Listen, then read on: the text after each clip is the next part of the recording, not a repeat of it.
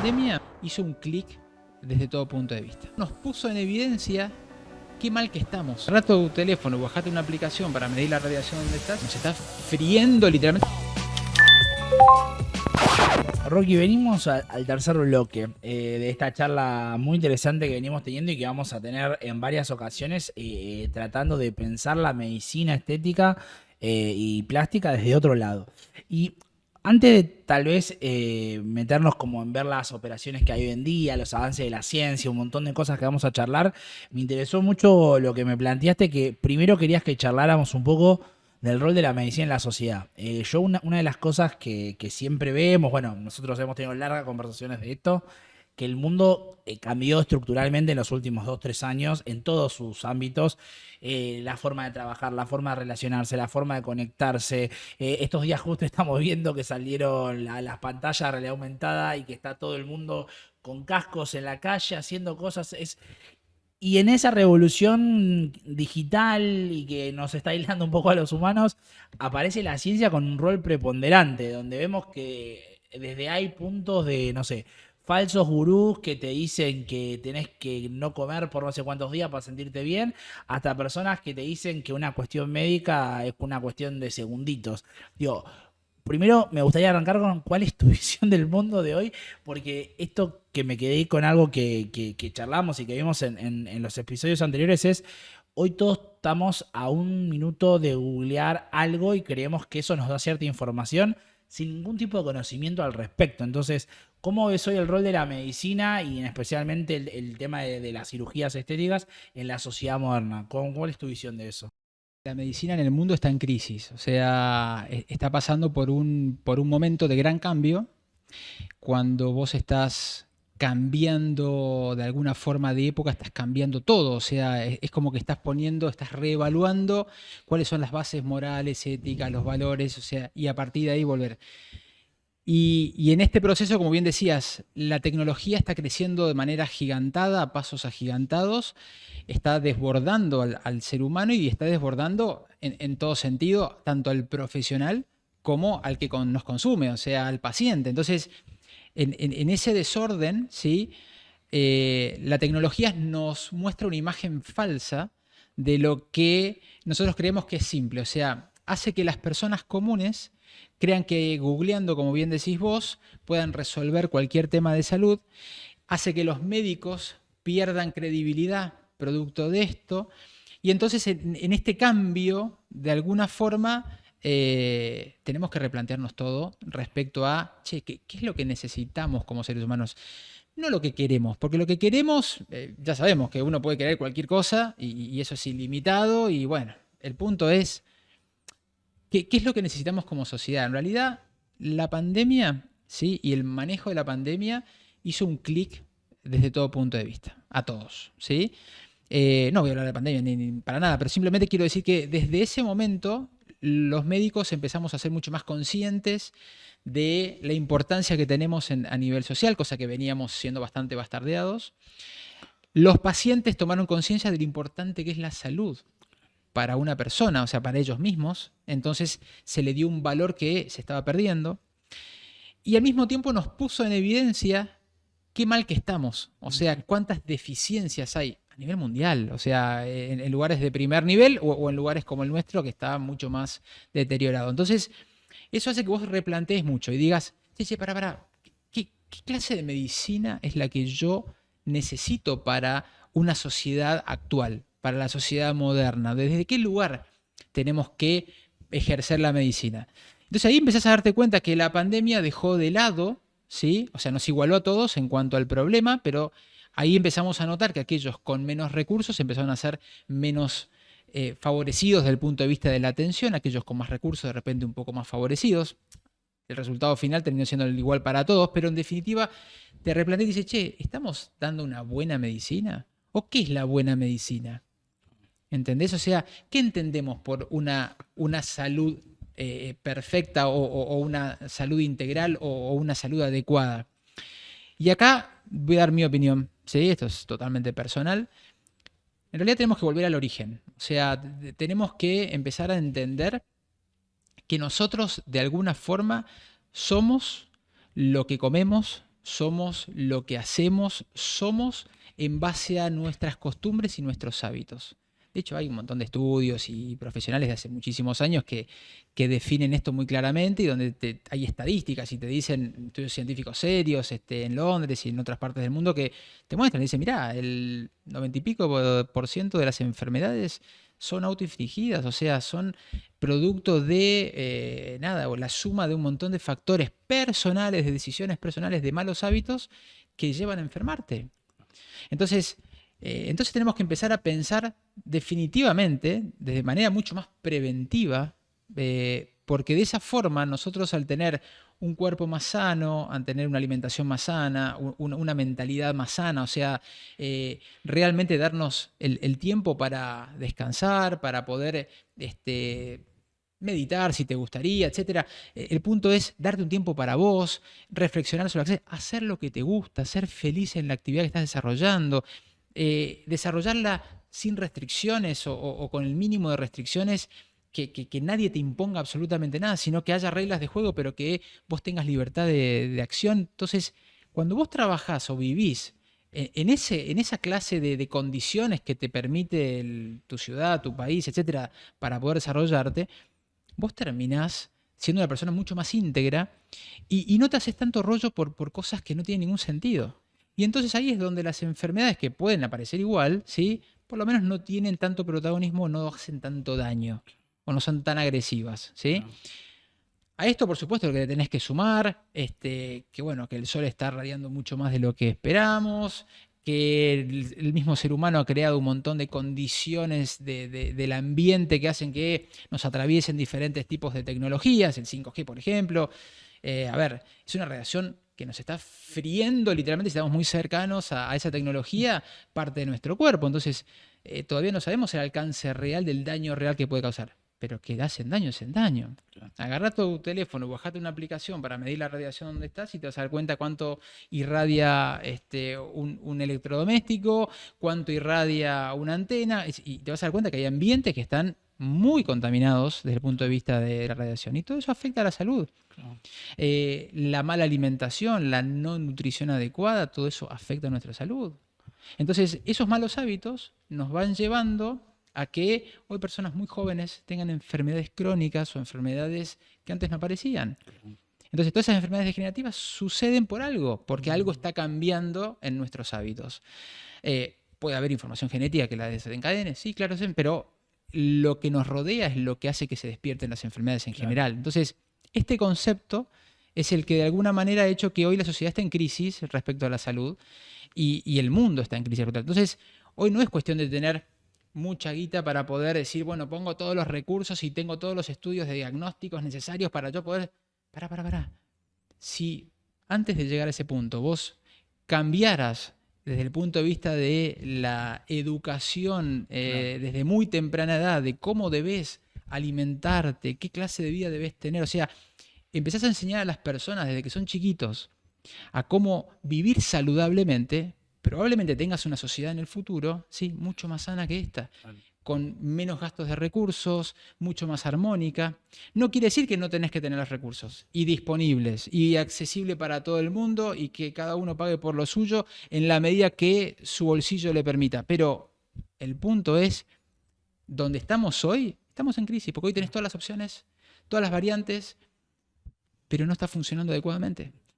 O sea que, según tu mirada, es pensar un poco más simple y hacer un poco más simple para enfocarse en realmente las cosas que no podamos evitar. Digo, vemos que se habla mucho de hábitos, productividad y demás, pero quienes muchas veces te hablan de eso están 15 horas atrás de una computadora. Entonces, es conectarnos no solo con la parte de, como decías, de la nutrición, de hacer deporte, sino también con nuestras emociones, pasar tiempo con nuestros afectos, cuidarnos, a educarnos, entender que nos hace bien, que nos hace mal. Te lo resumo así, es invertir responsablemente el tiempo. Okay. Pero vos no aprendés a invertirlo responsablemente solo, porque sí, porque caíste, ¿entendés?, de una manzana y te despertaste y te diste cuenta que el tiempo hay que invertirlo así. No, a ver, vos tenés diferentes herramientas desde tu familia hasta todo el sistema educativo, de principio a fin, y los ejemplos que todas las personas con cierta jerarquía o cierto rango, cierta exposición tienen para bajarte línea y mostrarte que este es el camino más sano. Porque, como decís vos, si yo te digo la boca para afuera, pero vos a mí acá me ves con 200 kilos, me ves, qué sé yo, todo eso desordenado, y entonces, ¿qué ejemplo de qué te estoy dando? A ver, obviamente no soy el ultra fit y ultra marcado porque no es mi deseo, por lo menos por ahora, hacerlo, entonces no estoy sobreexigiendo a mi cuerpo, pero estoy saludable. Claro. Y el punto es este, que si vos desde chiquitos los llevás por ese camino, esas personas en el futuro van a ser mucho más sanas, por lo menos emocionalmente, que incluso si tuvieran que transitar una situación dolorosa de alguna enfermedad grave, lo van a transitar desde otro lugar. Van a tener una mirada mucho más espiritual, mucho más sana, ¿sí? Y van a entender que esto es parte de algo y a partir de ese lugar la sociedad empieza a ser mucho mejor en todo sentido. Entonces, gastá los recursos que tenés para todo lo que tiene que ver el sistema de salud, educativo, etcétera, que arranca desde el que nacés, pero utilizarlos de otra manera, o sea, utilizarlos para desde un principio prevenir y por supuesto no descuidar cuando te toque estar del otro lado y te toque ser parte de ese proceso de enfermedad y de salud. Y si esto lo llevas a la cirugía plástica de algún modo es como que estás en esta última etapa, pero vos imaginate esto, si vos de chiquito te enseñan a ser una persona integral, vos para cuando llegues a tu edad adulta que quieras decidir por una cirugía plástica, una cirugía estética, lo vas a hacer desde un lugar más sano. Porque lo vas a hacer de algo que realmente no te gusta, porque no condice con tu cuerpo, con el cuerpo que vos ves, que vos imaginas, y desde hecho te va a mejorar muchísimo la autoestima. Nosotros lo vemos en los pacientes, cuando el paciente viene solo porque está de moda y la expectativa y el resultado final pueden llegar a lograr ese resultado que ellos esperaban, pero la inconformidad o la disconformidad sigue existiendo. Claro. Ahora, cuando viene alguien que viene porque realmente padeció tener una parte del cuerpo que fue juzgada por todo su entorno desde siempre, que cuando se lo corrige, su mundo cambia, su historia cambia, su personalidad cambia. ¿Por qué? Porque siente un gran alivio, porque resolvió un problema. Hasta para nosotros sería mucho más sano, porque estaríamos operando pacientes que realmente le estamos, como decía mi gran profesor, generando no solamente un cambio en su cuerpo estético, sino que estaríamos resolviendo un problema emocional fuerte. Claro. Bueno, ahí tocas un punto muy interesante que lo profundizaremos en los próximos episodios también, pero que vemos que hay un crecimiento sostenido de, por un lado, las operaciones estéticas y también aquellas intervenciones tal vez no quirúrgicas, y vemos que Argentina está séptimo a nivel mundial, o sea, Tremendo. con un crecimiento muy alto en el último año, en el último informe que sé que contaste hace poco, más de 1 millón de personas pasaron por estos procesos y es como un cambio drástico en la visión de la medicina, de la salud, pero sobre todo también con una búsqueda de muchas personas de poder encontrar su mejor versión, cada uno a través de su posibilidad, su bolsillo y su conexión con eso. De entrada me parece como interesante esta idea de conectarme con algo que me hace sentir mejor y que decido poder hacerlo, por eso es tan importante informarse. ¿Cómo ves un poco este escenario dentro de en este caso, Argentina? Bueno, definitivamente la medicina estética, la cirugía plástica creció muchísimo a nivel mundial, ¿sí? Argentina tiene una excelente formación, excelentísima formación, a mi criterio un poco desordenada, porque bueno, somos muchos los cirujanos que nos formamos, digamos, año a año y no hay una planificación en base a población, en base a distribución territorial, etcétera, etcétera, que en los países desarrollados se realiza de esa manera y eso hace mucho más ordenado el crecimiento. Independientemente de eso, tenemos mucho turismo de los países periféricos o incluso más distantes que también vienen a consumir la cirugía plástica. Y el tercer factor es que Argentina en sí se abarató muchísimo respecto a la posibilidad de que también hay cirujanos plásticos que cobran sus cirugías mucho más bajos que lo que habitualmente sucede a nivel mundial. Entonces, le ha dado la posibilidad que muchas personas que no tenían acceso a la cirugía plástica hoy también lo tengan. Entonces, se suman los tres factores. El punto es que este gran crecimiento requiere de una enorme responsabilidad de nuestra parte como especialistas. O sea, si nosotros no nos ponemos las pilas desde todo lugar, que de hecho la Sociedad Argentina de Cirugía Plástica lo está haciendo con comunicaciones muy firmes, pero muchas herramientas más no tiene, o sea, más que comunicar y compartir lo que debería hacerse, y así el resto de las sociedades de cirugía plástica de todo el país, la realidad es que tenemos que ser más responsables que nunca. ¿Por qué? Porque lo que observamos es que no solamente los especialistas somos quienes realizamos las cirugías plásticas. También y permanentemente vemos cada vez más no especialistas intrometiéndose dentro de nuestra especialidad, haciendo cirugías plásticas, no dándole valor al final a lo que realmente nosotros estudiamos tantos años para después desarrollar. Entonces, ¿qué sucede? Eso hace que estas estadísticas, si bien son ciertas, los resultados no sean los adecuadamente estudiados o correctamente estudiados. ¿Por qué? Porque no están hechos por todos los especialistas que deberían haber operado, sino que hay muchos no especialistas que están haciendo esto. Entonces, la curva de aprendizaje que están teniendo estos no especialistas hace que haya un mayor número de errores o posibles errores o de resultados no agradables y que hacen que, nada, estemos de alguna manera como profesionales que sí nos hemos tomado el tiempo para formarnos, estemos siendo golpeados, pero por sobre todas las cosas los pacientes. Yo siempre pienso, digo, a ver, uno cuando ya tiene sus años y su trayectoria, uno tiene la suerte de tener una recomendación sana, genuina, que el paciente va a ir derivando a otro paciente y vamos a tener trabajo. El punto es, vos como paciente, si vos no tenés la suficiente información cierta de que esto es lo que debería hacerse y que para hacerte esto tenés que pagar, lamentablemente, digo, para muchos bolsillos, un precio que no es el mejor, tenés que saber que si vas por este otro camino, estás un poco librado al azar. O sea, te puede tocar alguien que justo lo que vos necesitabas, te lo indicó correctamente y te lo hizo correctamente y no tuviste complicaciones, ¿qué pasa? Pero también te puede pasar que ese mismo cirujano se le presenta un segundo paciente y ese segundo paciente, él sabe hacer solamente esto, no es adecuado usar esa misma técnica para este otro paciente y el resultado no termina siendo el más adecuado y eso termina generando una falsa idea de que la cirugía plástica en general, entonces, no te está ofreciendo lo que realmente vas a buscar. Entonces, se desprestigia la profesión, se desprestigia la especialidad, se desprestigian los especialistas, etc. Creo que tiene que ver con lo que charlamos hace un rato, que así como la medicina en el mundo está en crisis por este cambio de época real, también la cirugía plástica lo está sufriendo y tiene que ver con esto. Habrá que ajustar, habrá que, no digo normatizar, pero sí dejar en claro frente a la sociedad de que si bien todo el mundo es libre, saber que si alguien te va a realizar una cirugía de la cual nunca se formó, por lo menos como especialista, bueno, los riesgos con esa cirugía son mayores y las expectativas tuyas tienen que ser realmente bajas o menores y no podés poner en la misma bolsa, ¿sí? Que esta persona pueda ofrecerte tal procedimiento respecto a aquel que sí se formó.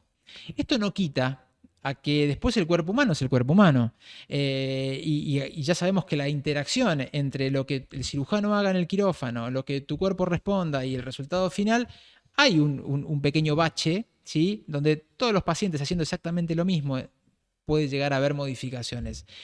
Lo importante es que, y esto es un aprendizaje de todas mis especialidades, cada vez que tuve la oportunidad de transitar por diferentes cirujanos, todos compartían siempre lo mismo. Y me decían, hay dos elementos claves. Uno es, aquel que no opera, ¿sí? No va a tener nunca situaciones que resolver, ¿sí? No va a haber ninguna situación incómoda que haya que aprender a resolver. Aquel que sí opera y que tiene práctica, etcétera, bueno, va a tener una tasa de éxito altísima, pero seguramente va a haber muchas intercurrencias que va a haber que resolver, ¿sí? Y el segundo elemento es que es fundamental entender que aquel cirujano que se formó, que estudió y que tiene el conocimiento, está preparado, está formado para resolver cualquier intercurrencia.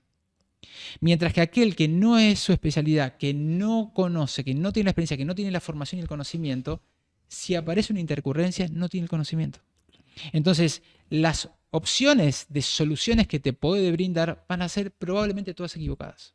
Entonces, el resultado final frente a una situación no deseada va a ser seguramente mucho más complejo de resolver que frente a un especialista que te va a saber guiar, que la vas a tener que transitar igual a la intercurrencia, pero te va a saber guiar y te va a terminar ofreciendo un resultado positivo, te va a terminar dando una solución definitiva. O sea, nosotros tenemos que entender como pacientes que somos humanos, nosotros como pacientes, y el profesional que nos atiende también lo es. Y el posible error siempre va a estar. Eso es inevitable. Es parte de nuestra naturaleza. El tema es que no es lo mismo que te lo cometa alguien que sabe cómo resolverlo, claro, que lo cometa alguien que no sabe cómo resolverlo. Bueno, vamos a abrir un poco ya la cuarta sección de tendencias, qué se viene, qué es lo que más ves. Nada, arranquemos por ahí.